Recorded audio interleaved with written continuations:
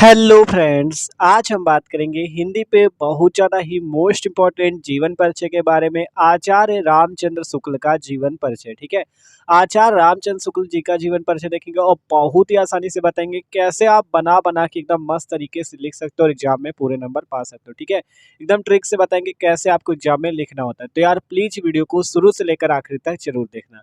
तो चलो बात करते हैं आचार्य रामचंद्र शुक्ल का जीवन परिचय। तो देखो, अगर जीवन परिचय की बात करें किसी भी लेखक या कवि का हो, आपको केवल इतने पॉइंट याद रखने होते हैं और मस्त तरीके से बना बना के लिख सकते हो। कैसे वो भी बताते हैं आपको, बस आखिरी तक देखते रहना। तो देखो, जैसे हमें लिखना है आचार्य रामचंद्र शुक्ल का जीवन परिचय, तो सबसे पहले आपको उनका जन्म पता होना चाहिए, मृत्यु, जन्म स्थान, पिता का नाम, माता का नाम और उनकी कुछ रचनाएं। ठीक है, तो देखो, आचार्य रामचंद्र शुक्ल जी का जो जन्म हुआ था वो हुआ था सन 1884 ईस्वी में। इनकी जो मृत्यु हुई थी 1941 ईस्वी में। जन्म स्थान इनका कहाँ है? इनका जन्म स्थान है बस्ती जिला के अगोना नामक ग्राम। ठीक है, आचार्य रामचंद्र शुक्ल का जन्म कहाँ हुआ था? बस्ती जिला के अगोना नामक ग्राम।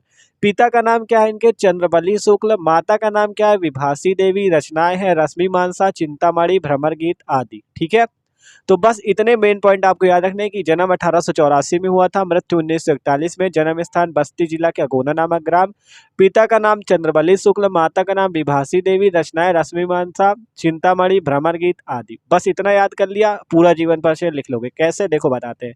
सिंपल, आपको यहाँ लिखना है पहले आचार्य रामचंद्र शुक्ल जी का जन्म। क्या लिखोगे? आचार्य रामचंद्र शुक्ल का जन्म सन 1884 ईस्वी में कहाँ हुआ था?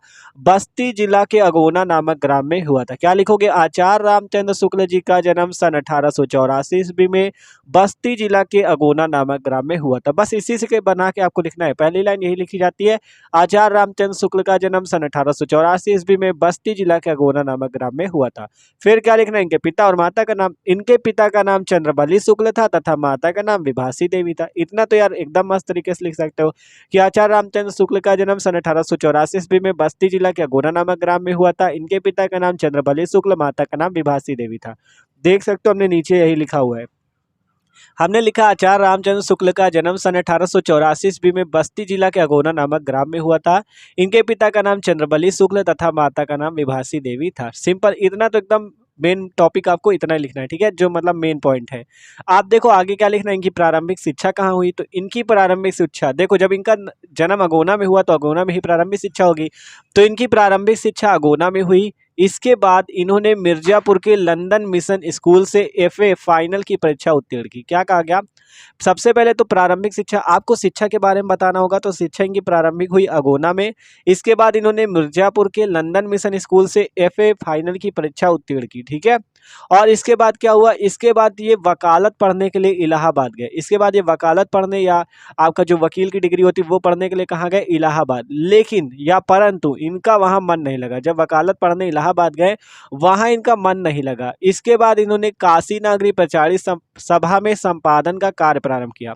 काशी नागरी प्रचारी सभा में संपादन का कार्य भी किया तथा ये नागरी प्रचारी पत्रिका के संपादक भी रहे। ठीक है, ये जो नागरी प्रचारी पत्रिका है उसका ये संपादन भी किया करते थे। ठीक है, फिर कहा गया शुक्ल जी ने काशी हिंदू विश्वविद्यालय में प्राध्यापक पद पर भी कार्य किया और फिर लास्ट में लिख देना, इनकी मृत्यु सन 1941 ईस्वी को हुई। ठीक है, फिर रचनाएं और साहित्य में स्थान लिखा जाता है, तो वो भी आपको बताते हैं। पहले थोड़ा सा समझ लो कैसे लिखा गया।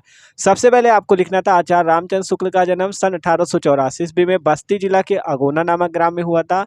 इनके पिता का नाम चंद्रबली शुक्ल तथा माता का नाम विभासी देवी था। इतना लिखने के बाद आपको इनकी प्रारंभिक शिक्षा के बारे में लिखना है। तो इनकी प्रारंभिक शिक्षा अगोना में हुई। इसके बाद इन्होंने मिर्जापुर के लंदन मिशन स्कूल से एफए फाइनल की परीक्षा उत्तीर्ण की। इसके बाद ये वकालत पढ़ने के लिए इलाहाबाद गए, परंतु इनका वहां मन नहीं लगा। इसके बाद क्या किया इन्होंने? इसके बाद इन्होंने काशी नागरी प्रचारी सभा में संपादन का कार्य भी किया तथा ये नागरी प्रचारी पत्रिका के संपादन भी रहे या संपादक भी रहे। ठीक है, फिर लिखना है शुक्ल जी ने काशी हिंदू विश्वविद्यालय में प्राध्यापक पद पर भी कार्य किया। फिर लास्ट में लिख देना, इनकी मृत्यु सन 1941 ईस्वी को हुई। बस सिंपल सा है जीवन परिचय। ठीक है, केवल आपको ये मेन पॉइंट याद रखने और मस्त तरीके से अपनी भाषा में बना के लिख सकते हो। ठीक है, आप बात करते हैं रचनाएं। रचनाएं कौन कौन सी हैं? रचनाएं हैं इनकी चिंतामणि, विचार विधि, भ्रमर गीत, रश्मि मानसा, हिंदी साहित्य का इतिहास। ये यहाँ पे हमने मेन मेन रचनाएं लिखी, और भी रचनाएं तो मेन मेन यहाँ लिख दी गई है। चिंतामणि, विचार विधि, भ्रमर गीत, रश्मि मानसा, हिंदी साहित्य का इतिहास आदि। ठीक है, अब साहित्य में इनका क्या स्थान है?